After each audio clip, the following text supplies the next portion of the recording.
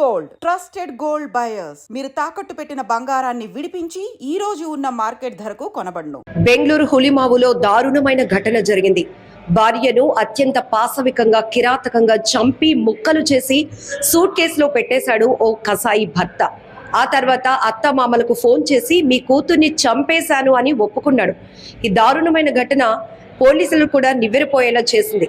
అయితే ప్రాథమికంగా దర్యాప్తు చేస్తున్నటువంటి పోలీసులు కేవలం అనుమానంతోనే భార్యను తన భర్త అయిన రాకేష్ హత్య చేసినట్లుగా పోలీసులు చెప్తున్నారు. సంఘటనా స్థలానికి డీసీపీ సారా ఫాతిమా ఆధ్వర్యంలో కూడా టీం చేరుకుంది. అలాగే క్లోజ్ టీం కూడా చేరుకుని అక్కడ ఆధారాలు సేకరించే పనిలో పడ్డారు. అయితే ఇక్కడ హత్య ఎవరు చేశారు అనేది వెతకాల్సిన పని లేకుండానే భర్తే స్వయంగా అత్తమామల ముందు ఒప్పుకున్నాడు కాబట్టి ఫస్ట్ ఆ కోణంలో దర్యాప్తు ప్రారంభించారు పోలీసులు. అలాగే మిగతా కోణాల్లో కూడా ఈ కేసుని వేగవంతం చేస్తున్నారు దర్యాప్తుని కూడా పోలీసులు. ఇక్కడ చూడొచ్చు రాకేష్ అలాగే గౌరీ అనిల్ సంబేకర్ 32 ఏళ్ల మహిళ, వీళ్ళిద్దరు కూడా భార్యాభర్తలు ఓ ప్రైవేట్ కంపెనీలో జాబ్ చేస్తున్నారు. కేవలం అనుమానంతోనే తన భార్యను ఇలా చంపేశాను అంటూ అత్త మామల వద్ద అతను ఒప్పుకున్న తీరు ఇప్పుడు అత్యంత భయం కల్పిస్తోంది. మరొక వైపు అనుమానం పెనుభూతం అంటూ ఉంటాం. చాలా సందర్భాల్లో అనుమానం వల్ల చాలా మంది ఆత్మహత్యలు చేసుకోవడం, హత్యలు చేయటం, కట్టుకున్నటువంటి భార్యల్ని కడతీర్చడం, లేకపోతే భర్తల్ని ప్రియుడి సహాయంతో చంపేయటం, ఇలా అనేక రకాల కోణాలు, అనేక రకాల నేరాలు చూస్తూ ఉన్నాం. ఎంత దారుణం! వైవాహిక జీవితం అనేది ఎంత విచ్ఛిన్నమైపోతుందో కూడా కొన్ని ఘటనలు చూస్తే భయాందోళనకు గురి చేసిన పరిస్థితులు కూడా కనపడతాయి. ఇక్కడ బెంగళూరు హులిమావులో జరిగినటువంటి ఘటన కూడా అలాంటిది అని చెప్పొచ్చు. అలాగే వీళ్ళు దొడ్డకన్న హల్లిలో గత ఏడాదిగా ఉంటున్నారు. ప్రైవేట్ కంపెనీలో వీళ్ళిద్దరూ కూడా పనిచేస్తున్నారు భార్యాభర్తలు. అయితే తిను ఏమైనా ఎవిడెన్సెస్ సేకరించాడో లేకపోతే థర్డ్ పర్సన్ నుంచి మీ భార్యపై ఇలా కొన్ని ఎలిగేషన్స్ చేయటం దాన్ని నమ్మాడో బలంగా తెలియదు. కానీ అత్యంత కఠినంగా హృదయాన్ని మార్చుకొని ఇక్కడ చూడొచ్చు. ఆయన మెంటల్ కండిషన్ కూడా ఒక్కసారి మనం అర్థం చేసుకోవచ్చు.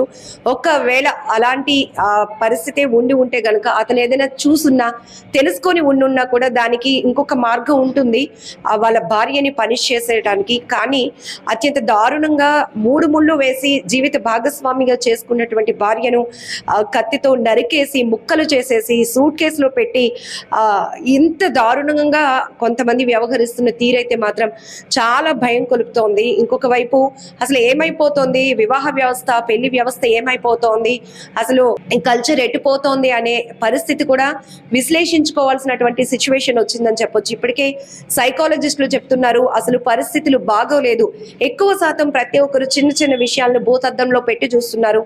ఇక భార్యాభర్తల మధ్య విభేదాలకు కారణం కూడా ఒకటి మనీ అవుతుంది, 2 వివాహేతర సంబంధాలు అవుతున్నాయి, ప్రేమ కారణమవుతోంది. ఇలాంటి వాటి వల్ల అందమైన జీవితాలు కూడా విచ్ఛిన్నమైపోతున్నాయి. కుటుంబ వ్యవస్థ అనేది పూర్తిగా పాడైపోయిన పరిస్థితికి వచ్చేస్తోంది. ఇంకొక వైపు వీళ్ళు భార్యల్ని కానీ లేకపోతే భార్యలు భర్తని హత్యలు చేసి జైలు పాలవటం, పిల్లలు అనాథలు అయిపోతూ ఉండటం, పూర్తిగా కుటుంబం అన్నది మొత్తం కొలాప్స్ అయిపోతుంది. ఆ ఫ్యామిలీ సిస్టమ్ అనేది ఇలా రకరకాలుగా చెప్తా ఉన్నారు. కొంచెం ఒకవేళ మీకు ఏమైనా సైకాలజీ పరంగా కౌన్సిలింగ్ అవసరమైతే ఇమీడియట్ గా మీరు తేరుకోలేకపోతున్నారు ఆ సిచ్యువేషన్ నుంచి.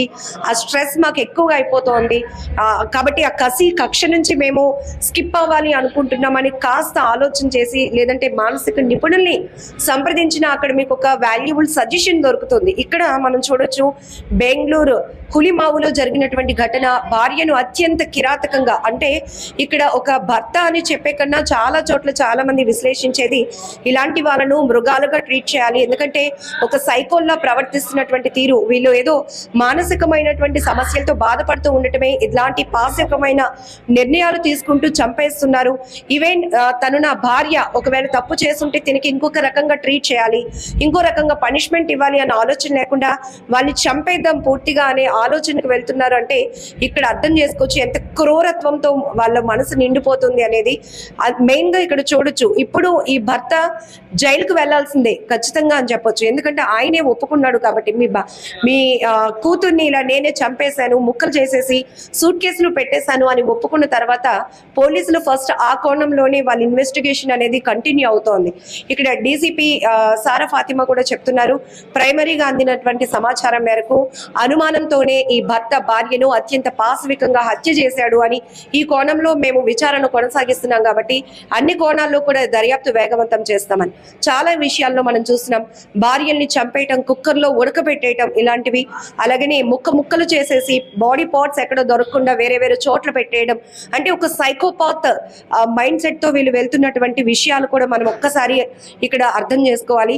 సో మీకు కూడా ఇలాంటి విషయాలపైన సమాజంలో మన రెస్పాన్సిబిలిటీ ఉంటుంది కాబట్టి ఈ కేసుని మీరు ఏ కోణంలో చూస్తున్నారు, మీ అభిప్రాయం ఏంటో కామెంట్ బాక్స్ లో మెన్షన్ చేయండి.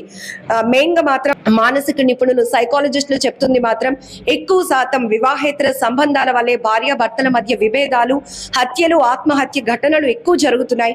ఎక్కువ శాతం క్రైమ్ రేట్ కారణాలు కూడా ఇవే అవుతున్నాయి. కాబట్టి కౌన్సిలింగ్ తీసుకోండి. ఫ్యామిలీ మెంబర్స్ ఇద్దరు ప్రైవేట్ గా వెళ్ళి కలవటానికి వాళ్ళ ఇష్యూస్ ని వాళ్ళ ముందు పెట్టి సజెషన్స్ తీసుకొని మీ లైఫ్ ని హ్యాపీగా లీడ్ చేయడానికి ట్రై చేయండి అని చెప్తున్నారు.